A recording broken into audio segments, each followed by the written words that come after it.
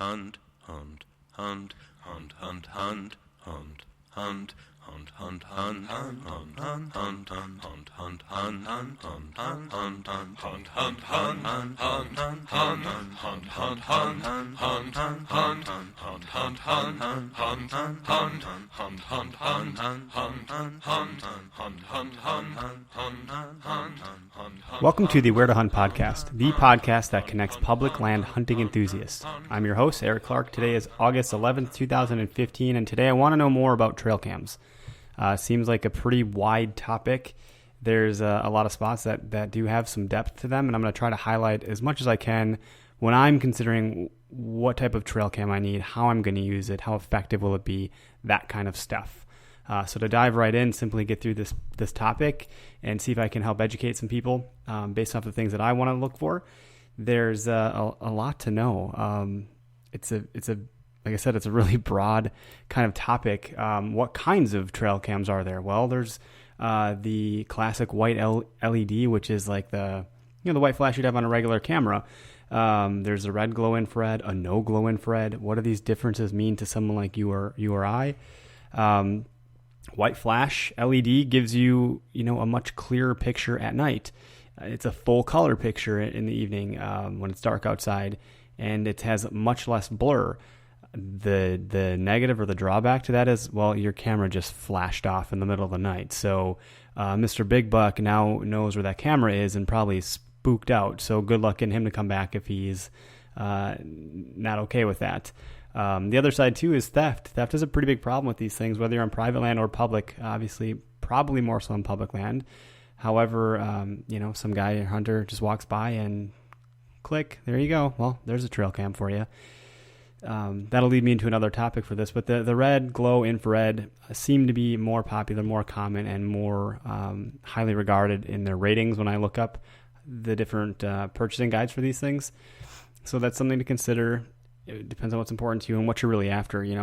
Some people, oddly enough, aren't using these things for hunting. So, whatever, if someone knows where it is what it is. Maybe they shouldn't be there. How often do people check these things? I put out a post on our Facebook page, which is facebook.com/where-to-hunt-Wisconsin, and I simply had asked, hey, how often do you guys check your trail cams? And it seemed that the general consensus was the people that did comment were stating that they check it usually every week. Once a week and once a week for the people that did respond. It seems to be all over the board. It really depends. There's some people that I've talked to that live in Illinois, that hunt in Illinois. They live in Wisconsin, they hunt in Illinois. So they simply just don't have the opportunity to get down there a whole lot. So what ends up happening is they'll check it, right before the season, or if they happen to have a chance to get down there, they'll check it. So they'll go months without checking it. On the other hand, it seems to be pretty common practice, by and large, to check it once a month or once every 3 weeks, somewhere in that kind of time frame. The idea is that you don't want to be in there too much, getting your scent all up in there and getting too close to where the deer live and tipping them off that you're going to be back there. You don't want to put pressure on them on the off season because you don't want them to. Whatever. Deer are only so smart, but they're very pattern orientated. So if you go in there and alter their pattern because they know that someone's been back there a whole bunch of times, it might not be the best idea to be checking it once a week. I'm not certain. That brings up a question about, what about Wi-Fi? We live in such a technologically advanced day and age that can't you just buy one that can just send the photos to your smartphone? And the answer is yes. However, at what cost? And it seems to be unclear as to how much a data package is for a Wi-Fi and or how good the signal will be. So some of the complaints I've read on the forums are, it's really pricey, and also it doesn't work that great. Not to mention, it only counts for X amount of photos being submitted per month or something to that effect.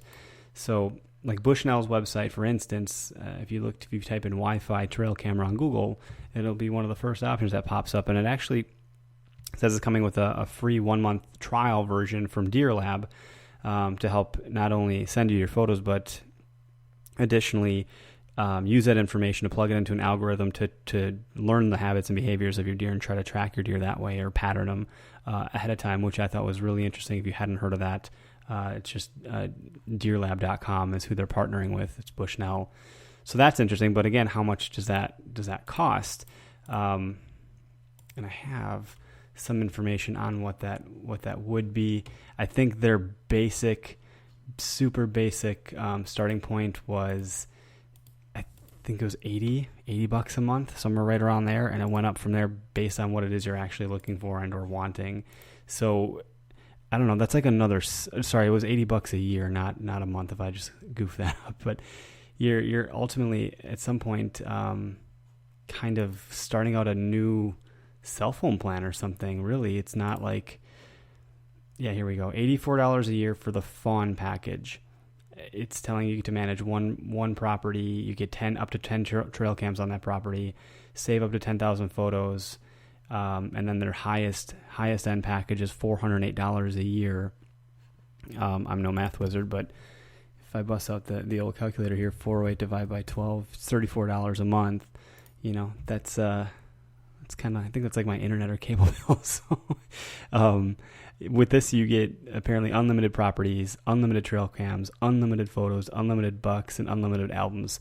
I don't know what all that actually means. So if there's anyone that's ever used this Deer Lab program, chime in, comment, post, share.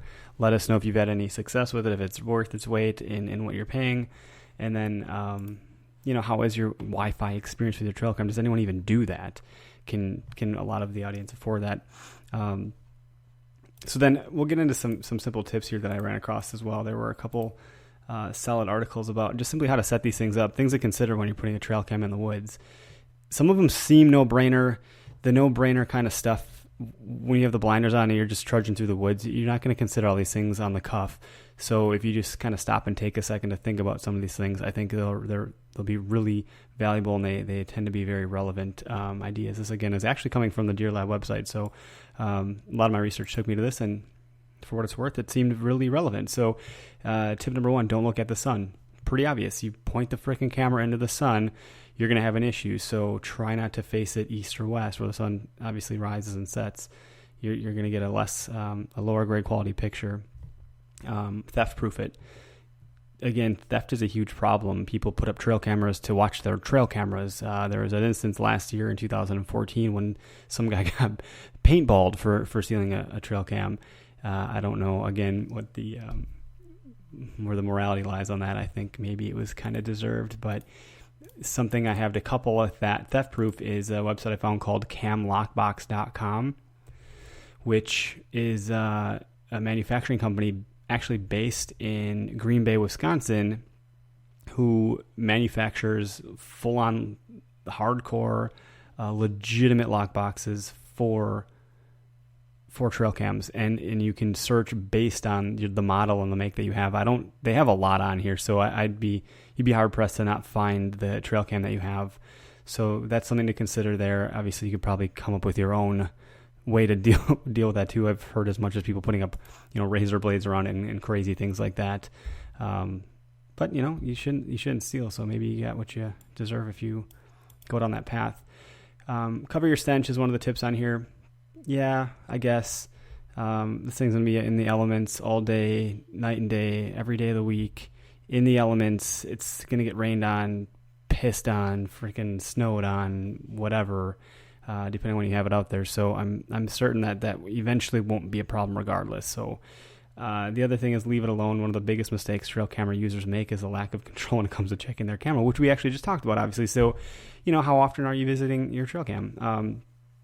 Trying to spread out your checks to resist the urge to visit them too often will result in less pressure, and who knows? Mature bucks don't respond well to pressure of any sort, right? So we already know that. Batteries for trail cams. This is a pretty important thing. I'm surprised it's so far down on the list, but you don't want them to die, right? So don't skimp on your trail cam batteries. You might save a little bit of money on the front end buying cheap, but it's going to cost you more in the long run. So go a little bit more expensive with your batteries is what it's saying. Makes sense. Again, a lot of these are no-brainers. Move it or leave it. What this tip is saying basically is that if you spend enough time with the trail camera, and you'll learn the fine art of knowing when to move it and when to be patient. Let it do its job. So don't be afraid to move it. You know, it's interesting with this concept. I would have a hard time. This kind of correlates with how I hunt. I get real weird about, I should have hunted that spot. I shouldn't have moved, or maybe I should have moved. And it's never a right or wrong answer. It's just a matter of how you perceive things. So, you know, if you think it's in the right spot, just leave it and let it see what happens. If you don't think there's anything that's producing at all, then yeah, freaking go move your trail cam, you know, whatever. Location. One of the other tips, yeah, I guess you're going to want to know what the deer are doing, how they're moving. You want to do a little bit of scouting. You aren't just going to go arbitrarily place this on some tree you walk upon and call it a day and walk out of the woods. You're going to want to think about it a little bit. So check the pinch points, the funnels, the food sources, the game trails, bedding areas. You know, look for these things to understand where your best bet of putting one of these trail cams is, so you can actually get some deer on the camera. It talks about software. I don't know, it says trail camera technology has come a long way, and with that comes an even bigger need for an easy, convenient method, blah, blah, blah, marketing jargon, bull crap. It can be difficult to all these, I don't know, what is this? So it's actually pumping Deer Lab here, of course, because it's their freaking website. There are others out there that I had seen. This one seems to be pretty robust from what their website says. So, you know, obviously the company selling their product's going to say good things about it. So those are some of the tips I have. Real straightforward stuff, real basic. You know, some other helpful sites that I came across throughout this process to kind of tie this topic up is trailcampro.com. Is a ton of information. They have buying guides, manufacturers. They have a decent blog. They have a couple of YouTube videos, things like that, to help you figure out what it is you might be looking for. It breaks it down into, you know, the brands, the models, the rating system, what type of flash it has, the batteries that it takes, and the price. And let me tell you, man, some of these things are, you know, as low as $80 and upwards to $650. So there's quite the range. And actually, some of the other more like really expensive ones are upwards of $1,200. Putting a $1,200 piece of equipment on a flipping tree in the woods, I tell you what, that Cam Lockbox guy business has got a pretty good thing going if it's actually foolproof to some extent. But anyway, that is the topic for today. I hope everyone can get a little bit more information out of this. And, you know, let us know how you use your trail cams, what your success is. Share some pictures. There's a lot of cool stuff that gets caught on camera, so that's pretty exciting. And archery and crossbow season starts September 12th. So we're almost, we're a month away as of today. This will air in a couple days, but it is August 11th. So tomorrow we are exactly 1 month away. I hope everyone's excited as I am. Have a great day in Hunt Public. Looking for a spot to hunt? Download the free Where to Hunt app for your smartphone today. Avoid hunters, see less people, see more deer. With the Where to Hunt app, you will know where other hunters are before you see them. Just search Where to Hunt from the App Store to download today.